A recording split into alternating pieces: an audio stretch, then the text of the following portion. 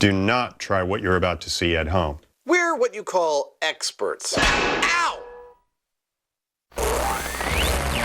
On this episode of Mythbusters, the Heineman and Captain Redbeard take a swing at a pirate movie myth.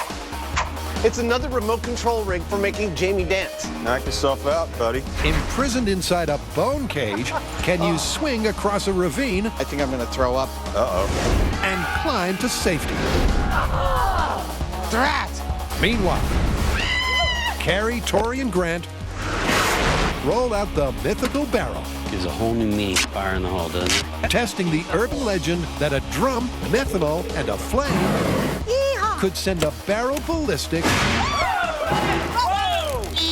That thing might explode! and turn a go-kart turbo.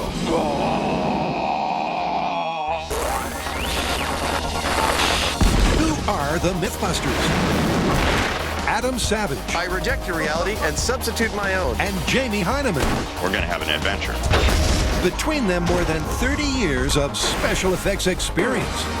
Together with Tori Belleci, Let's torch this thing! Grant Imahara, Save yourselves! and Carrie Byron. Best job ever! Yeah! They don't just tell the myths, they put them to the test.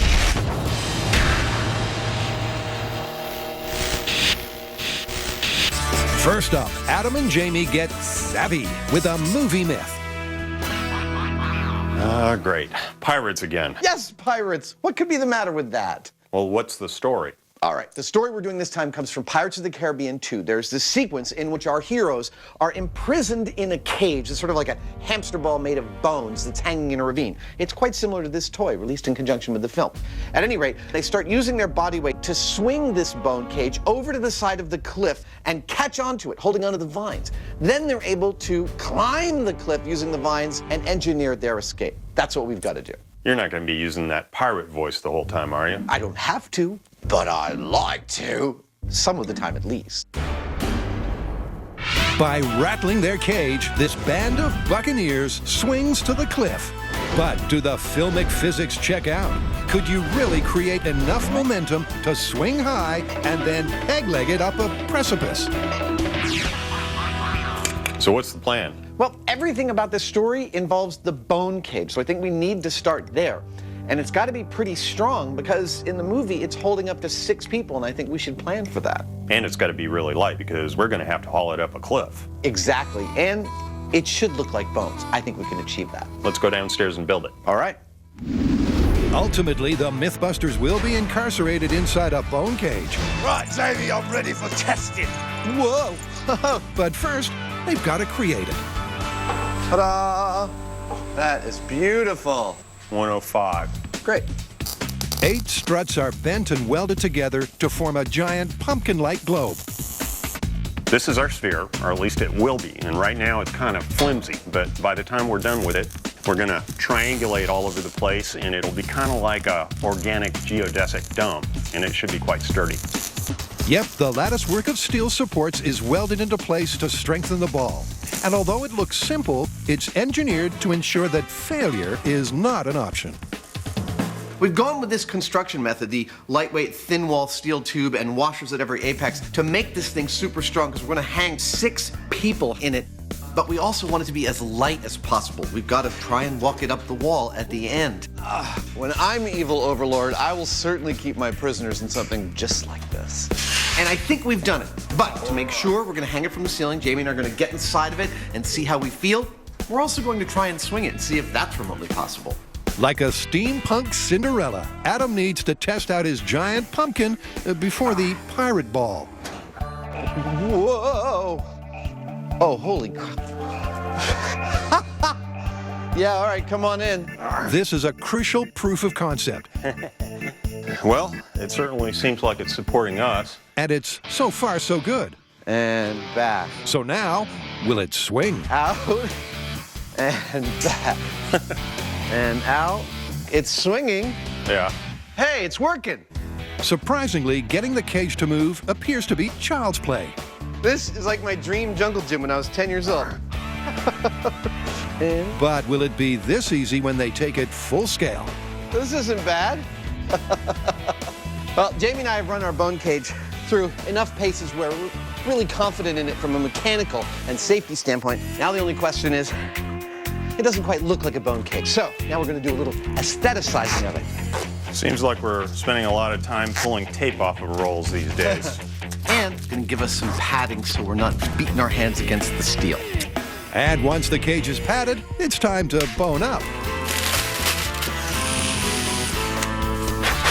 The skulls and crossbones give it that cinematic, cannibalistic feel. Yeah, man, that tells the story. Yeah.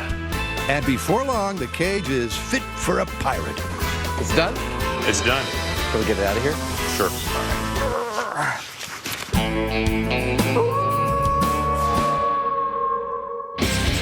Now to get to the bottom of a ballistic barrel. Okay, so I've got a myth about oil drums, go-karts, and jet fuel. Geez, sounds like a recipe for disaster to me. Pretty much. Okay, this is a myth that comes from some of our European fans. Apparently, this guy was watching a video about whoosh rockets on the internet. Oh yeah, those are those things where instead of using water pressure for thrust, they use jet fuel, right? Yeah, well, this guy was watching something like you described, but he decided he was going to take it up a notch by using a 55-gallon oil drum, strapping it to a go-kart, and adding jet fuel. And don't tell me. He jumps on, lights it, and goes for the ride of his life. At crazy speeds. Well, if this works, I say we all go for a ride, huh? Of course you do. The details of this urban myth are surprisingly precise. 4 gallons of methanol inside a 55-gallon drum plus a flame. And you'll get the rocket ride of your life. But is a breakneck barrel run realistic, or is this all hot air? All right, on the surface, this sounds pretty straightforward to test. We take a go-kart, strap a 55-gallon drum to it, fill it with fuel, jump on it, light it, and go. Or we don't jump on it, we light it remotely, and we stand really far back. Yeah, that's probably safer. Now, it's not all that outlandish to think that someone would supersize this concept into a full-size barrel, because the whoosh rocket is a fairly common science demonstration. Let me show you. Take your methanol, agitate, and ignite. Just like that. What happens is that you ignite the vapor inside the bottle, those expanding gases push out of the nozzle, that creates thrust, and it sends you right across the parking lot. But the question is, if you supersize those ingredients, will you get the crazy speeds of the myth? Okay, yeah, it rolls. This will work. This is gonna be awesome. To get the drum rolling, it's off to location. A jet go-kart with methanol. I love it. We've come out to the Alameda County Sheriff's Bomb Range so that we can test our methanol go-kart, which basically requires a 55-gallon drum. Oh. So it rolls. Fashioned like a go-kart and powered with 4 gallons of methanol as per the myth. I'm really curious to see if this is going to shoot down the road or possibly just blow up into a million pieces. Don't worry, this ain't gonna hurt a bit. With a risk-taking rider strapped on, it's time to add the mythical methanol to the mix. All right, that's 4 gallons. Let's agitate it a little bit. Just like the mini whoosh rocket, the fuel needs a nudge. Looks like you've done this before. Agitate? Yeah. To create a potentially explosive mix through the air. Go. Finally, Grant fits a flare to a remote control car to trigger ignition and possibly send the barrel rocketing. All right, here we go. This is barrel go-kart. In 3, 2, 1.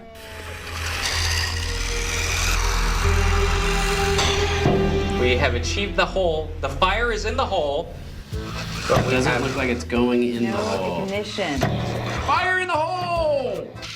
I think it's in the hole there. Yeah. Unlike the myth, the flare doesn't ignite the fuel and the cart goes nowhere. That was anticlimactic. Anticlimactic is an understatement. The car may be on fire. But if at first you don't succeed, Maybe the guy in the myth just got lucky and had the right air to fuel ratio, so that way when he did introduce the flame, it took off flying. There you go. So we're gonna reset. This time we're gonna agitate the barrel a little bit longer, and we're gonna put the flare inside the barrel. Gives a whole new meaning to fire in the hole, doesn't it? Hopefully this time we'll get enough thrust and this thing gets fired up. in theory, more agitation should mean a more explosive mix of fuel and air. But will it get them a rocket barrel? Fire in the hole in 3, 2, 1. Hey! There's a little bit of... No, it's still going. It's still going. Push the barrel out, and it actually ran up the road a little. It's not going to beat any land speed records. But the team has not even scraped the bottom of this ballistic barrel. You know what I'd like to see now? I think we should take this to small scale and find out if we have the perfect amount of fuel. Maybe less, maybe more, if we could actually get enough thrust to make the go-kart go. All right, so back to the shop. Back to the shop. Coming up, We got a bone cage full of pirates. And we're going to do some scientific experiments on them. and later, This thing is going to be insane.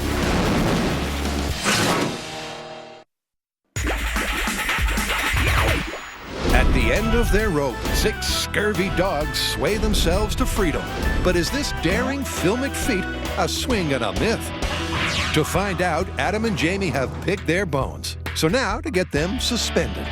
If we're going to test this ball of bones swing from Pirates of the Caribbean, we're going to need a big cliff. Found one! That ought to do. I'm standing in the fire training tower of the Santa Rosa Fire Department. This is a building they repeatedly set on fire and then put out. It's 75 feet tall, and it makes a perfect configurable cliff face for our swinging bone cage experiments. What's next? Well, this is about pirates, isn't it? Yeah? I don't see any pirate costume. Oh, ye of little faith. Give me a second. Right, Jamie, I'm ready for testing. What, no gold teeth? Ah, crap, I forgot about that part. Right, let's get in. Okay. Well, you want to try your swing thing like we did in the shop with just our legs dangling through? Yeah. All right. Ready? Yeah. Okay. So, Freshly imprisoned, the scurvy dogs try to strike up some momentum. this is without a doubt the strangest dance we've ever done.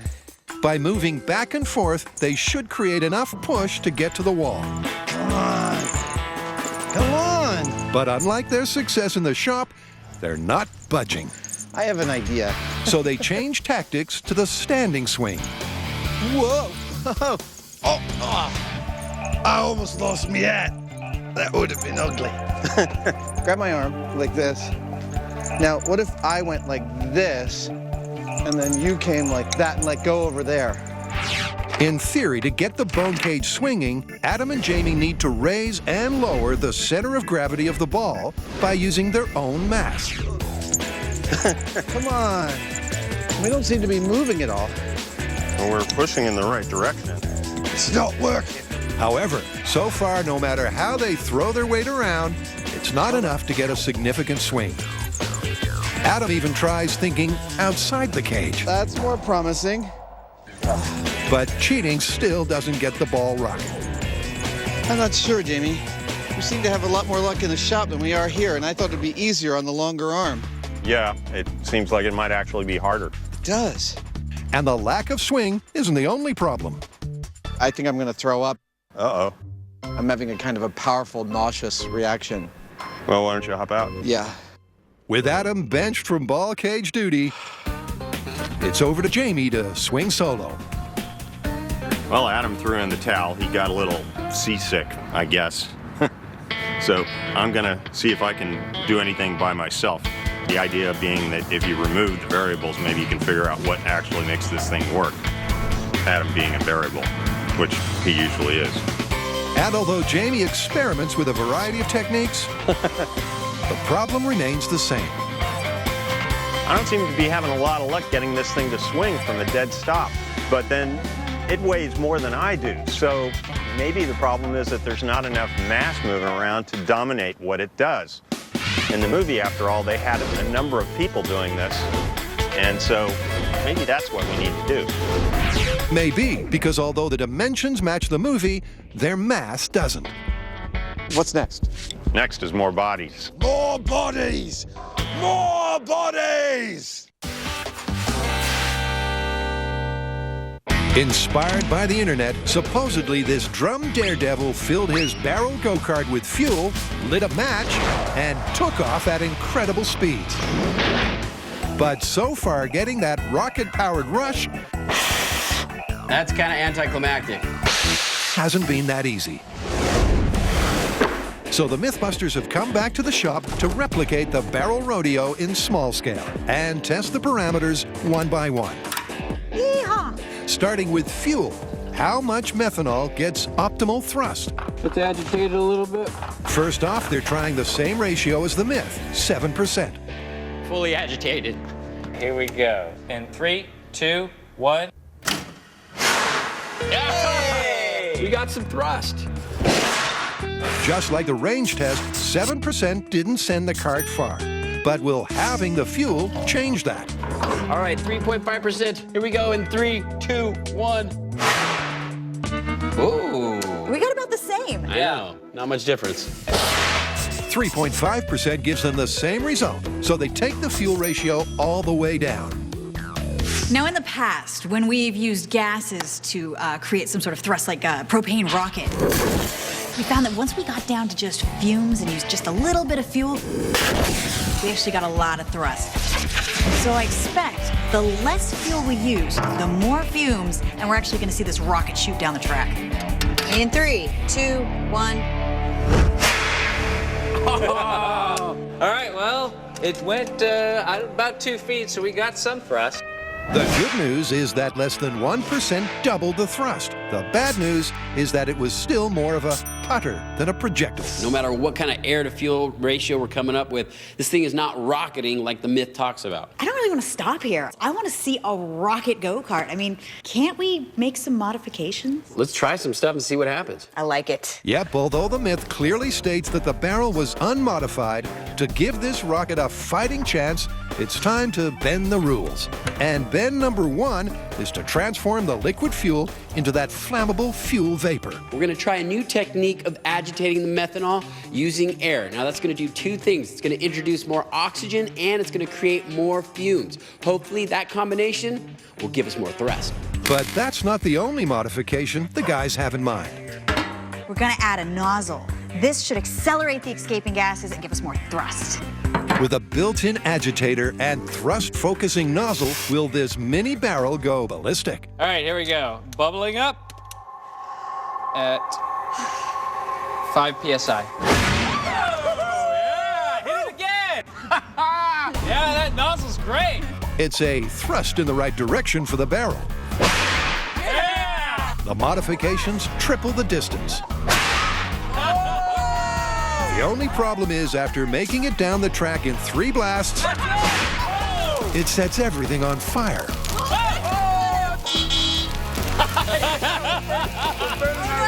It's still going. Oh no! Luckily, the safety officer is on hand to defuse the situation. Whew. Well, that was exciting. I mean, that thing could have kept going if the track hadn't caught on fire and everything got really dangerous. Dangerous? Yes, but also a good start. So now the team can focus on making their mods safer and more efficient. Now, my theory is that we're losing a lot of energy as the expanding gases have to turn this tight corner and then come out of the nozzle. So what I'm going to try is to make a funnel shape and relocate the bunghole to the center. That way the gases can expand smoothly, accelerate, and then come out the nozzle for even more thrust. And while Grant is working on a more efficient nozzle, Tori's injecting some oomph into the fuel injection. And this is what's gonna be going on inside the barrel. Now, originally we had the fuel in the bottom of the barrel and we pumped air through it, creating vapors. But I thought it would be kind of cool if we introduced the fuel through an auto body spray gun. That way we're getting air and we're atomizing the methanol, making it much easier to ignite. After optimizing the design, the barrel go-kart is rolled out once again. Okay, this is longer nozzle with aerated fuel and cone. Here we go in 3, 2, 1.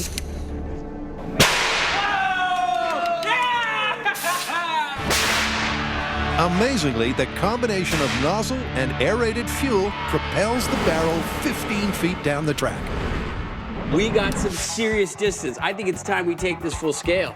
Yeah, I think that is the winning combo. Oh yeah, we got the long nozzle, the aeration, the crazy cone shape. This is gonna be so cool when we get a large scale. I think this is gonna work. How are we gonna stop it? That's the question.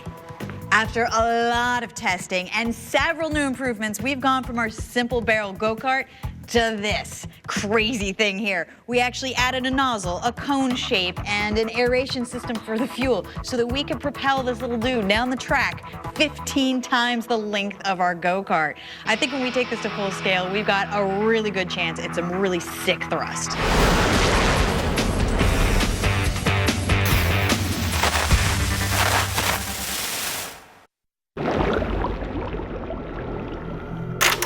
Swinging. It's so easy, even a dog can do it. Come on. But that's not the case for our scurvy dogs. I think I'm gonna throw up. Uh-oh. Which is why the Mythbusters have drafted some help into service. Well, we've assembled a new crew to escape from the bone cage. They've got over 53 years of circus experience among them. They're lithe, they're limber, they're scurvy dogs, and they're ready to help us get swinging. Earlier, Adam and Jamie were a few mates short of a 34-foot swing. Come on up and try it out for size. But now, with 4 trapeze professionals and 2 Mythbusters, they've got the 6-man crew of the film. The pirate posse start with the movie method. Go. You all right? Yep, I got knee pads. But that technique doesn't seem to have legs. You okay? Yep. All right. Ready? One more time. Let's go back. What up? All right, so the movie technique of running from side to side is totally not working here. First of all, we can't do it in unison, and we keep falling through the holes. So it's not very safe and not very effective. But we do know that in order to get this thing moving, we need to concentrate our efforts on changing the center of mass. Like a kid on a swing, we need to raise the center on the upswing and lower it on the downswing. That way, we might just be able to build the momentum we need to get the distance we want. Yep, and to get to grips with that center of mass, they enlist a tie strap. Push. Yeah! Creating a coordinated rhythm either side of the center of gravity that seems to get them swinging. Wait. Weirdest workout ever. Bend your knees. Push. But after over 40 minutes of the old heave-ho, they're nowhere near the cliff. At this point, we've had some success, but eventually we lose the battle. The cable and the sphere seem to be absorbing all of our energy into flexing and twisting and bobbing around instead of letting us focus it in one specific direction for the swing. So the only thing that we can think of to do is to shorten the cable. Hopefully that'll get us where we want to go. Shortening the cable makes the change to the center of gravity in comparison to the length larger and should amplify the swing. But will it be enough? Right, shorter cable, see if she swings. Push it, push it, push it. Initially, it seems that building up power is easier. Push. Oh, it seems to be working. Bend. That's it, you scurvy dog, swing! Bend. But after another hour of effort, it's clear that they are sustaining rather than gaining momentum. Any higher? Guys, that was a fantastic effort. I feel like we're just not gonna get that thing swinging. So it's just not your average strappy swing. With this big, heavy cage to try to move it, it's just not possible. Yeah, and it's not going to get any lighter than that. No, if we can't make it work with these guys, we can't make it work. I think it's safe to say that swinging a bone cage with 6 people from inside, it's busted. It's busted. Busted. Busted, but there's still more pirate pandemonium to come.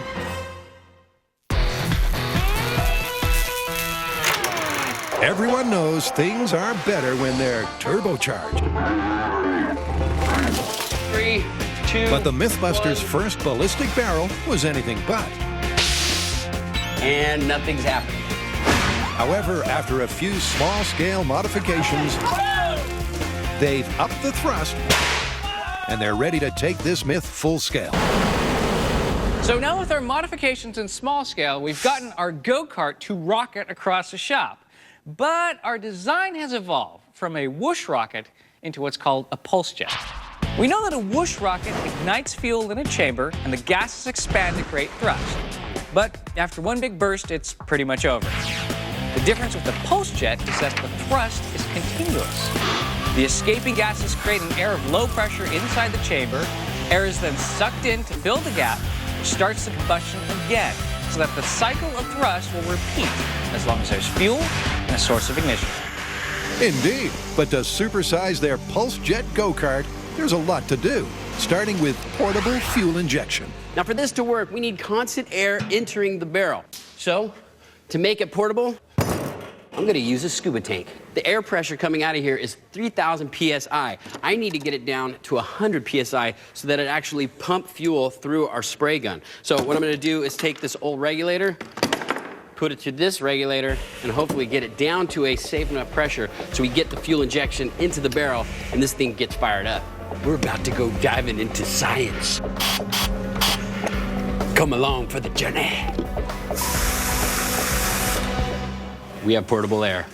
With the fuel injection invention sorted, Carrie gets on a roll with the go-kart. I'm designing the cart. Now I want this to roll really, really easily so that all the thrust can make it shoot down the runway. To do that, I'm going to use tires from a bicycle. I figure that has a low rolling resistance and it'll be a lot easier to just push it. Now I also want to make the cart really lightweight, so I'm going to use a minimal amount of material to try to create a cart that actually will have no problem turning into a rocket. Carrie streamlined the design, but the main element of turning the go-kart rocket is the back end. Now, given the success of the cone and the longer nozzle in small scale, we're going to do exactly the same thing in large scale. Looks like a donut now, but soon it'll be a cone. And while Grant gets bent out of shape, Tori creates the nozzle. That's one big nozzle. With the nozzle and cone complete and the barrel on board, Carrie decides to add a little personality.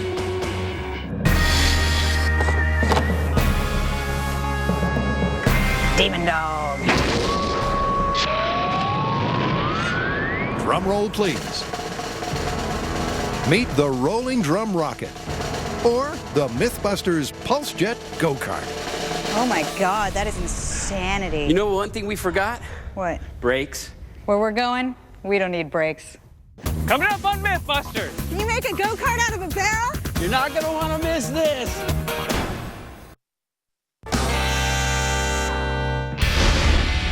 At Alameda, the team has arrived lock, stock, and Pulse Jet barrel.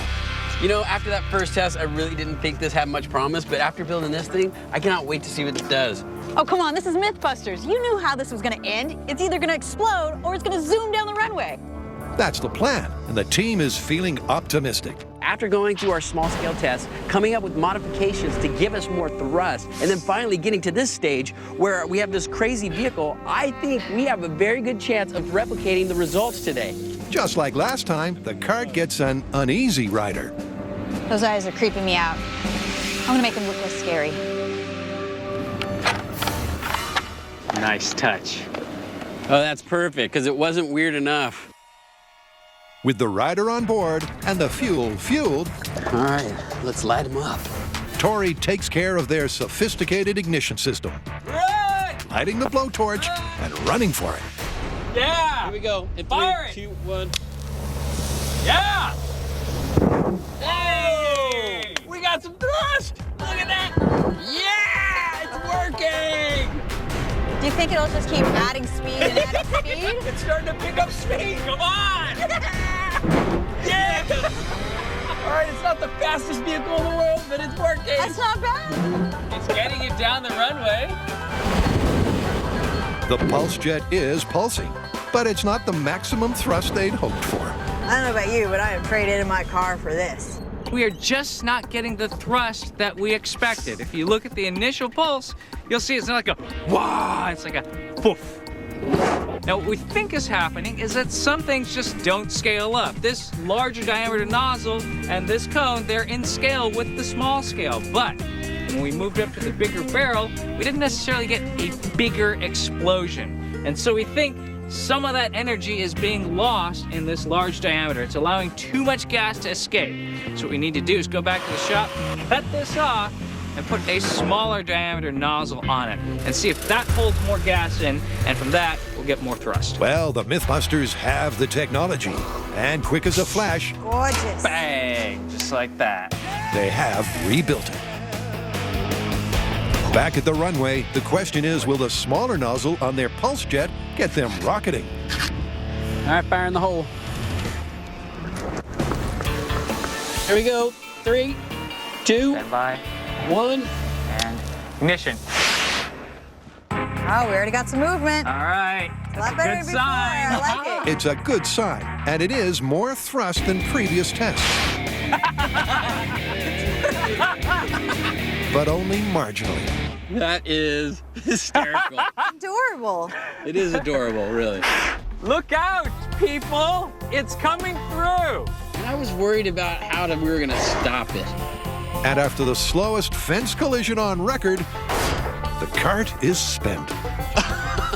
That is funny. Hilarious. We gave this the best possible chance of working. We added a fuel injection system, low rolling resistance tires, continuous triggering, and still, with all of that, we couldn't go very far or very fast. This one is well and truly busted. Their pulse jet barrel may be busted, but as Carrie said earlier, It's either going to explode or it's going to zoom down the runway. there are only two ways this myth can truly end. After the break, can 6 sturdy seamen swing and escape? This is dangerous jungle gym antics for adults. Please do not try what you are about to see at home. We're what you call experts. Can't you tell?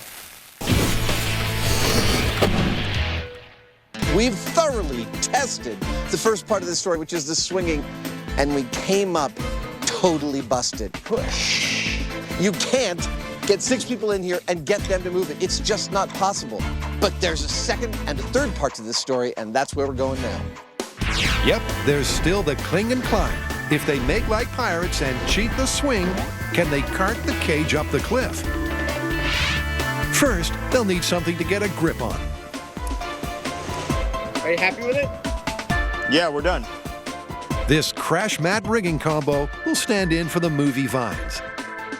There it is, a goal fit for a pirate. Topped off with a flag fit for capture, they're ready to get all hands on deck. Right, lads, it's time to get swinging. Now, to be correct to the movie, we've re-extended our cables to be 80 feet long. The building behind me is our cliff. The netting is the vines. We're gonna get in our ball and start it swinging. Inside the ball, it's still the same 6 savvy seamen, but more importantly this time, they're getting a lift from some land-loving muscle. Holy crap. There we go. And 3, 2, 1, go.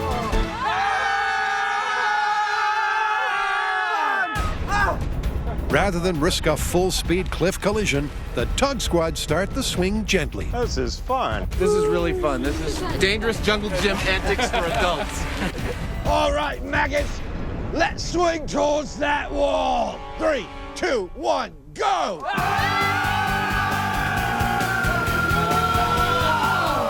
Not quite. Every action has an equal and opposite reaction. And finding that sweet swing spot takes brains and brawn.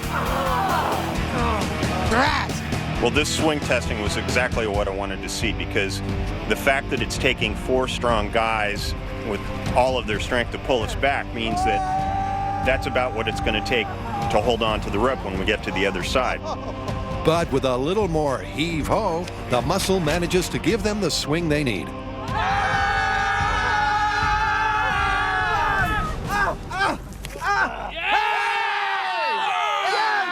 We grabbed on! Give yourself a round of applause. Oh, wait, no, you can't. All right, let it go on the count of 3, 2, 1, let go! It's an aha moment. A round of applause for the pirates. To the crew's surprise, hanging on wasn't as difficult as expected.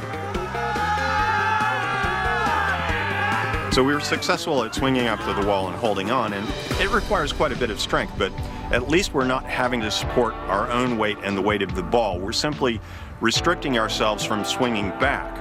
When we start to have to climb the wall, that's when we're going to have to pull all this weight up, and that's going to be a different story. Personally, I don't think we're going to be able to do it. Well, now to put it all together. Right, crew, are you ready?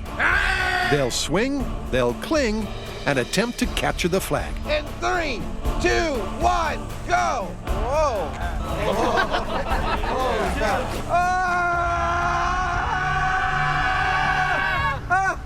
Yes! I've grabbed! Now, try and climb! With the crew clinging on harder than Star Trek extras, the climb commences. It's hand over hand as everyone pulls their weight. We're going up! Yeah! It's working! And to both Mythbusters' surprise, the 1,500-pound cage ascends. It's working! And the ball climbs first 1 story and then 2. Grab the flag! Oh!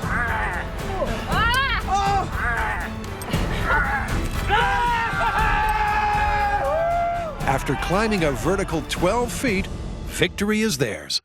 In 3, 2, 1, let go! Oh! Wow! Nice work! How about that? We were totally able to climb. I love being wrong. Indeed, because you can't argue with that success. So I grab the vine I'm holding onto, which is a vertical rope, and I still am thinking at this point, there's no way in hell this is going to work. And then I start to be able to pull on some rope, and I notice everybody else is pulling too, and all of a sudden we're climbing 1 foot, 2 foot, 3 feet, and I look up and the Jolly Roger here is within our grasp, and it was a success. And after all the efforts of their motley crew, where does that leave the myth? Swinging a bone cage under your own power from inside of it. Busted. Catching onto the vines in the side of the ravine once you've swung over to it. Plausible. And climbing out of that ravine once you've caught onto those vines. Surprisingly plausible. Who would have thought? Next, does this noise mean make or break for the ballistic barrel?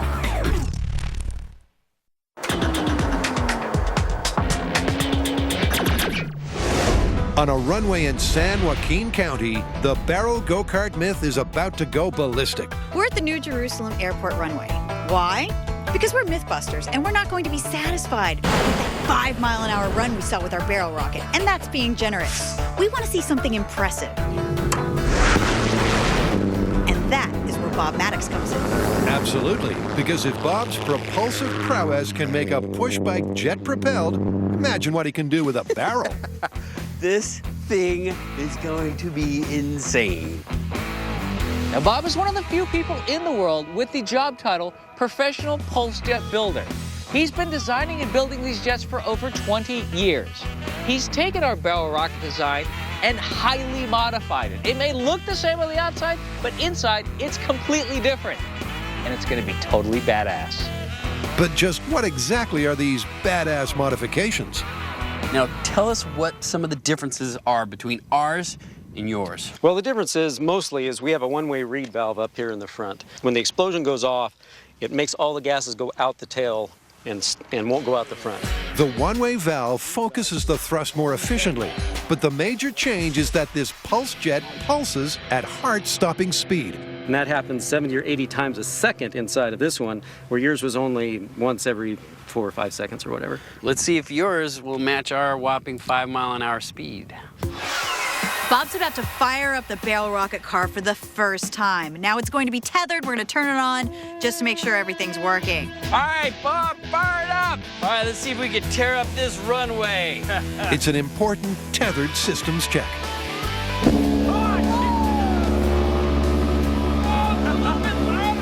Because as the subtitles make clear, 70 pulses a second is a lot more powerful than expected. It's a little bit louder, maybe a little more powerful than ours. That's scary. That's a little scary. Maybe we should have some safety precautions to keep this thing from flying off into who knows where. Maybe we should cable it down. Okay. That thing is awesome. Now, we know Bob can build a pulse jet engine, but he has never attached it to a go-kart made out of a barrel and 4 bicycle wheels. So we have no idea what's going to happen. I mean, this thing could explode. It could go flying out of control. So we have taken some extra safety precautions to make sure nothing bad happens. One, we have a steel cable that'll be running down the length of our runway so that our cart stays on track. We also added a kill switch, so if it does go out of control, we can shut it down whenever we want. At the end of the runway, we have K-rail set up, so that way if it does get out of control, it has a barrier to crash into. We'll be standing behind the blast shield while this all takes place. This is gonna be awesome, but most importantly, it's gonna be safe. 4,000 feet of cable. That should keep our cart in line. It should, but the Pulse Jet go-kart won't be the only thing on the line. There's also their previous record. We're going to have to surpass a record here of the last barrel rocket, 5 miles an hour. So for this to be impressive, I want to see highway speeds. Now, Bob has been perfecting his engine for years. Now, we had 3 days to build ours, and we were able to get it to go 5 miles an hour. I'm hoping his can go faster than ours. I'm pretty sure it will. Let's go. Okay, I'm going to measure the speed because I have a feeling he's flying. All right. The team retires to a safe distance, and it's over to Bob to initiate launch. And run for his life. All right, this is Pulse Jet Barrel Rocket on steroids. Here we go in 3, 2, 1. Then the barrel is unleashed. And it thunders down the runway at speed. 50 miles an hour. Dude, that was awesome. You know what? This myth is still busted. I mean, look what we had to resort to make this work. A professional! Oh, Bob, that was awesome. Nice work. Finally, after a string of failures, the Mythbusters have gotten their happy ending. The cart jetted a mile down the runway at super speed. The thing that you don't get, and you're probably not going to get to experience this in full at home, is the sound this thing makes. It's like...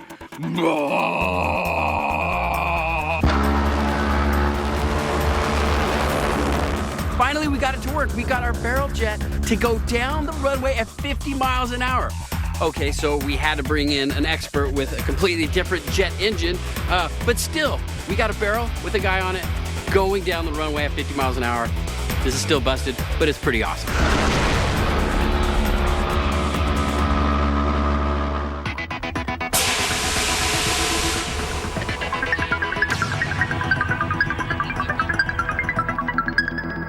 Want to know why we did what we did and why we didn't do what we didn't?